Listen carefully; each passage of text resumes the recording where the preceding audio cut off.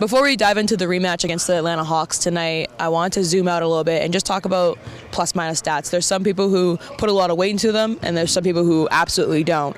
Where does that category fall in your mind? I'm the person that think that it doesn't really matter, honestly. That's just my opinion.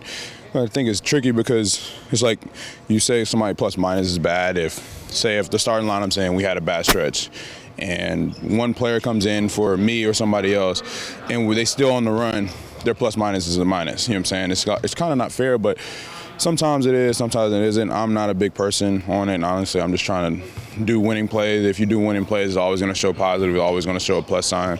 If not, it's going to show a minus sign. On that note, I mean, I don't have the stats in front of me, but there's been multiple games where your plus-minus stats are like the highest in the game, let alone the team.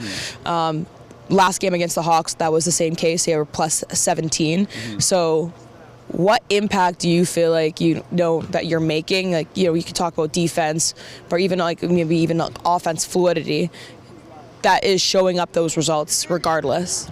I think the game of basketball is a game of runs, and when I'm in, or if anyone's in, my teammates just hit shots. We're going to be make shots. During the time I'm in, they just hit a lot of shots. I don't feel like I've did anything to make my plus-minus more than anyone. I mean, what I do is play defense, try to get stops, try to get out in transition, just try to make the easy plays. But at the time, like I said before, my teammates made shots, and kudos to them. What do you feel like you got to do again against Trae Young and I guess also Dyson Daniels to limit their opportunities on the floor? I mean, I think we got to be better. Better than we did last time. I have to be better because we played them once and they see how we guarded them. They're going to have something up their sleeves to switch that up, and we know that, so I got to be better. I got to be more locked in. And Dyson Daniels just know they can't play around the ball with him. I mean, play with the ball around him.